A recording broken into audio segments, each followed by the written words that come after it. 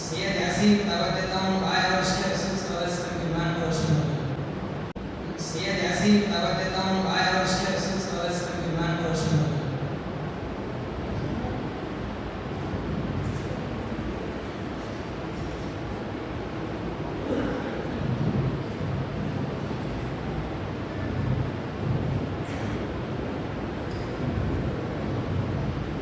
السلام علیکم ورحمۃ اللہ وبرکاتہ۔